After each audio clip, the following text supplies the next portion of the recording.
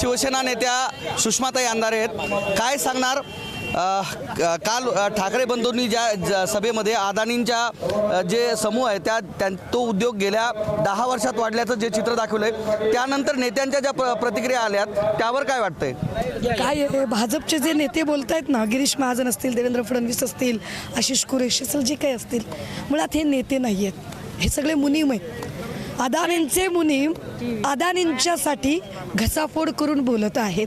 मात्र मला असं वाटतं की सन्माननीय मनसे प्रमुखांनी जे प्रश्न उपस्थित केले की 2014ला अदानीने किती क्षेत्र व्यापले होते आणि 2025ला त्याची व्याप्ती किती वाढलेली आहे, या प्रश्नाचं तर्कशुद्ध उत्तर कालच्या सभेत ते देऊ शकले नाही. गिरीश महाजनसारखा तद्दन इव्हेंट मॅनेजमेंट करणारा माणूस, ज्याला अजिबात राजकारणी मी म्हणू शकत नाही, अशा माणसाने ठाकरेंवर बोलण्याच्या आधी स्वतःची प्रज्ञा काय आहे ती तपासावी. अजित पवार कधी काळी शरद पवारांवर आणि त्यांच्या निवृत्तीवर बोलत होते. आज त्यांना निवृत्तीविषयी बोलल्यानंतर त्यांनी कानावर हात ठेवत असं सांगितलं की त्यांचा जनसंपर्क मोठा आहे आणि त्यांची प्रसिद्धी कायम असं बोलतात. घोर कलियुग आहे बाबा, काय बोलणार आपण. एमआयएमच्या नेत्याच्या पाया पडता वेळेस भाजपाच्या प्रदेश अध्यक्षांचा जो व्हिडिओ आहे तो व्हायरल होतो. तुम्ही ह्या सगळ्या गोष्टी कशा पाहता?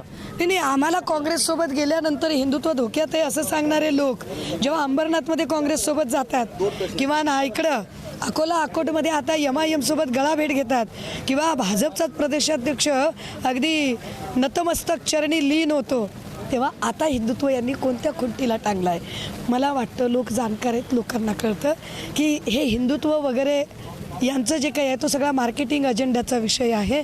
मुळात ना यांना हिंदुत्वाशी घेणं देणं आहे, ना यांना मराठी माणसाशी घेणं देणं आहे, ना भूमिपुत्रांच्या लढाशी.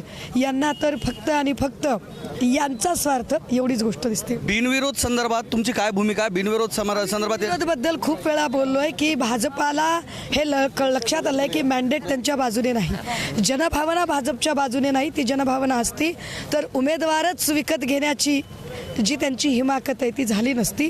ज्या अर्थी ते उमेदवार विकत घेण्याची भाषा करतात त्याचा स्पष्ट अर्थ आहे की त्यांना खात्री पटलेली आहे की मतपेटीतून आपल्याला मतदान लोक करतील याची त्यांना सुतराम खात्री वाटत नाही. शेवटचे 2 प्रश्न.